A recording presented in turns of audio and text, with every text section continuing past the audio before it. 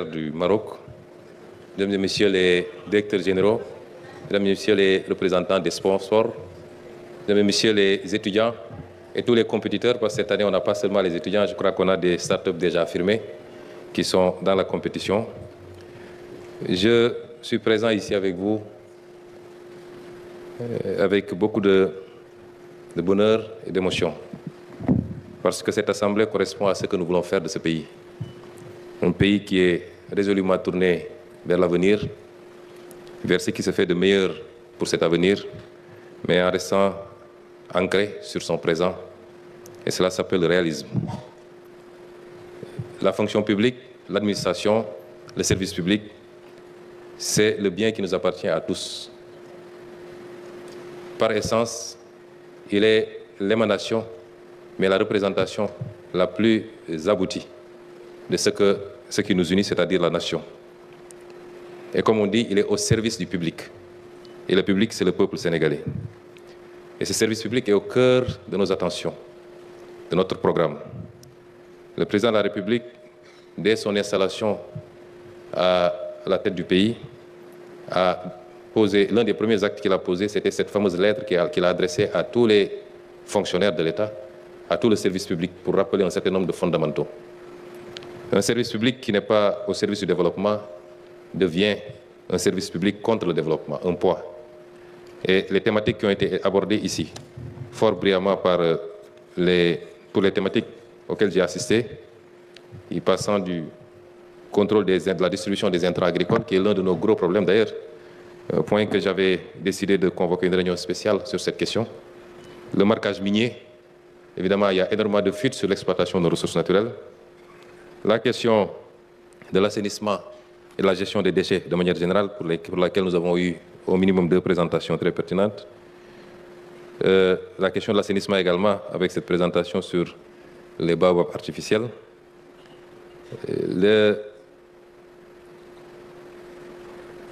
La question de l'identité de manière générale. Et beaucoup de thématiques qui ont été développées ici rencontrent un certain nombre de thématiques, et Monsieur le ministre des Télécommunications, c'est de quoi je parle, qui sont des thématiques assez transversales sur lesquelles nous travaillons très sérieusement actuellement. La question de l'identité numérique, qui est un des éléments fondateurs d'ailleurs du New Deal technologique. La question de l'utilisation des nouvelles technologies dans la sécurité, notamment les bodycams et tout qui tourne autour de cela. Même dans le domaine de la santé, avec le dossier du patient sur lequel nous travaillons. Les problématiques liées de manière générale à tout ce qui tourne autour de l'implication de ces nouvelles technologies, l'état civil, les fintech et la question de la sécurité aux frontières, qui sont tous des dossiers extrêmement importants et sensibles. Et ce qui a été exposé ici tourne autour de ces problématiques. Alors, la question que je pose souvent à Monsieur le ministre des Télécommunications, entre les balbutiements en termes de conception et la possibilité d'opérationnaliser ces solutions à l'échelle nationale, je veux dire, quel temps nous faudrait-il? Parce que souvent, nous sommes confrontés à ces urgences. Vous savez tous que dans quelques mois, le Sénégal devra organiser les Jeux olympiques de la jeunesse, une première sur le continent africain. Et c'est un défi pour l'État, pour le peuple sénégalais, mais c'est un défi pour toute l'Afrique. Et les questions sécuritaires, les questions de facilitation de l'hébergement, de l'accompagnement, de la circulation sont au cœur de nos préoccupations aujourd'hui. Si je parle de cela, je veux vous dire simplement que notre régime est un régime qui a bâti son discours politique sur la question de la souveraineté. Nous sommes fondamentalement attachés à cette question de souveraineté, qui a bâti son discours politique sur la problématique du patriotisme, qui suppose non pas de s'enfermer sur soi-même, de rester ouvert au monde, mais dans la collaboration au monde, de tout faire pour privilégier l'intérêt national et l'émergence des talents nationaux, des start-up, de champions nationaux, thématique très chère au président de la République. Et c'est pourquoi, quelquefois, nous sommes confrontés à ce dilemme. Tout ce que j'ai vu ici est fantastique en termes de conception. Et je suis ravi de voir que c'est de jeunes talents. Des jeunes talents sénégalais qui ne sont jamais sortis du pays pour aller l'apprendre ailleurs. Et c'est lié aujourd'hui également de féliciter leurs encadreurs, leurs écoles de formation pour cette qualité dans l'encadrement, dans la formation, dans les enseignements que vous donnez, mais de féliciter également ces jeunes talents qui, sans être sortis du pays, ont pu démontrer qu'on peut faire dans la conception, autant que ce qui se fait ailleurs, sinon mieux. Après, il faut de l'accompagnement. Nous serons obligés de faire des choix de temps en temps, mais des choix sur le court terme. Nous sommes obligés tout de suite et maintenant de faire des choix parce que la sécurité n'attend pas, surtout sur les problématiques sécuritaires, parce que l'identité numérique est importante pour nous. C'est des débats que nous avons avec M. le ministre d'ailleurs sur les choix qu'on doit faire tout de suite, parce qu'il faut avoir quelque chose d'opérationnel. Pas plus tard qu'il y a quelques jours, vous avez entendu des mesures ou des décisions qui auraient été prises ailleurs par d'autres pays et qui mettent en cause la qualité de notre système d'identification des citoyens sénégalais. Peut-être à juste titre, si on ne fait pas dans le chauvinisme. Et il nous faut répondre rapidement, mettre en place des solutions. Si ces solutions n'existent pas tout de suite et maintenant, parce que vous êtes en train de démarrer des programmes extrêmement intéressants, mais qui méritent de maturer encore, d'être poussés, d'être encadrés, d'être financés. Et c'est toute la pertinence d'ailleurs, et je félicite M. le ministre de la fonction publique, de cette activité du Govarton. Mais que vous sachiez que, quelles que soient les solutions qui seront envisagées, c'est des solutions à court terme, le temps de vous permettre, en coopération avec le ministère et avec tous les autres ministères, de parfaire ce que vous êtes en train de faire pour que vos solutions puissent remplacer toute autre solution et que nous soyons sûrs d'assurer notre souveraineté numérique, qui est un des éléments importants du New Deal technologique. Mesdames et messieurs, je ne vous ai pas lu le discours, j'ai pris quelques notes. Je laisserai à M. le ministre de la fonction publique le soin de faire le discours tout à l'heure. Et en venant ce matin, je lui avais dit que je devrais quitter à midi parce que nous avons des contraintes qui font qu'on soit obligé d'être à Dakar au plus tard à 13 h. J'aurais aimé continuer cette journée avec vous parce que c'est ça que nous voulons du Sénégal. C'est ça que nous attendons du Sénégal. Ce niveau de qualité dans le débat, dans la production, dans la réflexion et dans notre capacité à nous projeter aux meilleurs standards mondiaux, c'est cela que nous voulons du Sénégal. Et c'est pourquoi je vous parlerai de vision et non pas d'opération. Je vous dirai que ce service public dont nous avons parlé il y a quelques mois, certainement ici dans cette même salle, avec le ministre de la fonction publique, nous avons lancé l'agenda national de transformation du service public, qui s'était structuré autour de 5 thèmes, qui étaient la qualité du service public et la participation citoyenne. Nous sommes en plein dans une activité de participation citoyenne pour la qualité du service public. Il s'était agi également de la gestion des ressources humaines. Et je me rappelle que lors du Govarton de l'année dernière, il y avait une bonne présentation sur la gestion des ressources humaines. Il s'est agi de la question de la transparence et de la lutte contre la corruption.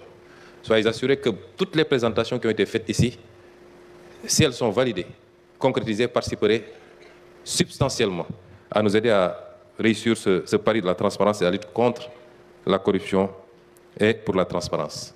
Dans la distribution des engrais, nous savons qu'il y a énormément de perditions. Dans la gestion de la sécurité de tous les jours, nous savons qu'il y a beaucoup de perditions. Il y a de la corruption, il y a une opacité qui ne milite pas en faveur d'une bonne gestion de ces questions. Il y avait également le thème de la modernisation organisationnelle et du numérique, et ce que nous sommes en train de faire.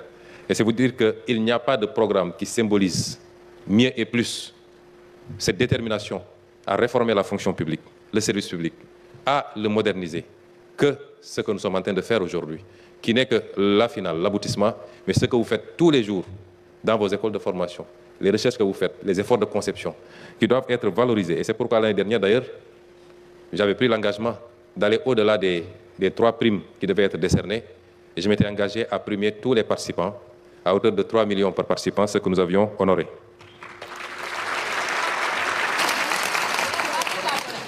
Et nous instruirons tous les ministres concernés par les présentations qui ont été faites ici à recevoir les concepteurs de ces projets, à les écouter, à les mettre en relation avec leurs équipes pour les accompagner et les aider à parfaire un peu leur travail et à nous présenter un document, un programme fini qui nous permettrait certainement d'atteindre cette souveraineté dont j'ai parlé tout à l'heure.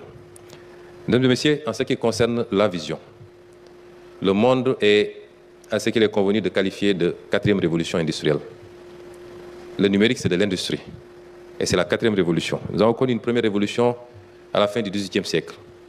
Et cette révolution était particulièrement liée à l'énergie, à la découverte du charbon et de ce que ça peut faire en termes de production économique, industrielle, s'entend. Nous avons connu la 2e révolution industrielle à la fin du XIXe siècle, mais celle-là également avait été bâtie autour de la question de l'énergie. le passage du charbon aux produits pétroliers de manière générale, au pétrole et un peu au gaz. Nous avons connu la troisième révolution industrielle à la fin du XXe siècle, qui tournait toujours autour de l'énergie, mais avec l'avènement de l'informatique, qui fut une très grande révolution et qui a permis au monde de faire un bond quantitatif et qualitatif.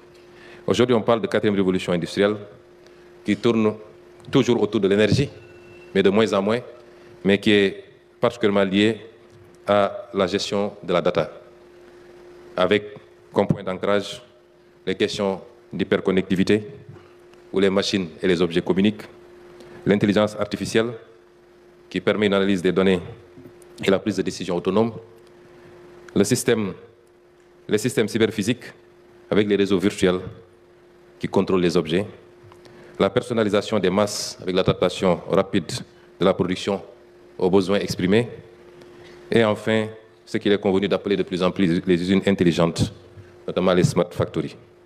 Nous en sommes à ce monde. Et ce que nous souhaitons en tant que décideurs politiques, en tant que leaders politiques, c'est de faire comprendre à notre nation, à notre continent, que nous avons raté les précédentes révolutions industrielles. Et nous avons toujours été à la traîne par rapport à ce qui s'est fait. Nous n'avons pas le droit de rater celle-là. Il y a possibilité de faire ce qu'il est convenu d'appeler un leapfrogging, un saut d'étape. Parce que cette révolution-là, elle est beaucoup plus immatérielle que matérielle. Cette révolution-là, elle se joue à l'esprit, au mental. C'est la révolution du savoir. Et sous ce rapport, nous pensons que le Sénégal peut produire aujourd'hui des champions, que vous êtes déjà, que vous êtes appelés à être encore beaucoup plus, que le Sénégal, à défaut d'être au rang des premiers mondiaux, peut valablement avoir la prétention d'être parmi les premiers Africains. Et nous le serons avec votre détermination, avec notre accompagnement, dont nous vous assurons que nous vous garantissons cet accompagnement pour tout ce qui tournera autour de vos activités, autour de votre formation, autour du financement de vos startups. Et je félicite le ministre pour le mécanisme d'accompagnement, puisqu'il ne s'agit pas d'organiser une cérémonie une fois à l'année et puis tout le monde s'en va. Je suis heureux de voir que le premier prix de l'année dernière, aujourd'hui, est devenu PDG, c'est-à-dire qu'à mes yeux, aujourd'hui, il a plus de valeur que le président de la République, que le Premier ministre, que l'ensemble du gouvernement, parce que je préférerais qu'on ait 1000 PDG bien structurés, qui tirent l'économie, qui créent de l'emploi, mais surtout qui hissent le Sénégal vers les sommets que nous souhaitons, que d'avoir 1 million de politiciens qui ne font que parler et qui ne produisent pas beaucoup.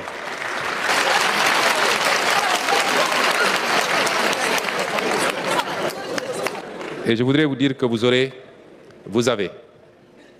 je le dis au nom du président de la République, parce que je sais l'attachement qu'il a pour le numérique. Il y travaille tous les jours, avec moi, avec le ministre chargé de ces questions, pour l'intelligence artificielle, pour la mise en place d'un système qui permette la détection, l'anticipation, l'encadrement. Je le dis à mon nom et au nom de tout le gouvernement. Considérez que vous êtes notre priorité absolue, l'une de nos priorités absolues. Et parmi les programmes essentiels du gouvernement, j'ai tantôt parlé de l'énergie, elle continue à être importante, parce que même les gros data que Alioune Sall veut installer ici, il faut beaucoup d'énergie pour pouvoir les gérer. Et c'est pourquoi vous comprendrez notre combat de tous les jours pour la réappropriation sur nos ressources naturelles et particulièrement les ressources énergétiques. Mais à côté de ce combat, l'autre combat le plus important, il est celui qui porte sur ce qui nous réunit aujourd'hui. Vous êtes une priorité absolue pour le gouvernement du Sénégal. Vous serez accompagnés, nous serons avec vous, autant que vous serez prêts à vous élever encore et davantage avec l'accompagnement de vos encadreurs. Et sur ce, je réitère la volonté. Cette année, ça semble un peu plus important. Je ne prendrai pas tout de suite d'engagement parce que vous savez qu'on est dans une situation budgétaire qui n'est pas des plus reluisantes. Je ne prendrai pas tout de suite un engagement chiffré, mais en dehors de ceux qui seront primés, tout le reste auront un accompagnement de la primature et un accompagnement singulier des ministères auxquels sont rattachés leurs présentations. Je vous remercie de votre attention et vous souhaite une bonne suite des travaux. Les finalistes vont monter pour vous saluer et qu'ensemble on puisse prendre une photo. C'est important. Venez. Les 14 autres qui sont déjà passés également, Monsieur le Premier ministre, vous pouvez venir au milieu. Nous vous avons écouté. Et cette année aussi, il n'y aura pas que les lauréats du prix de l'excellence qui vont être primés. Il y a des prix.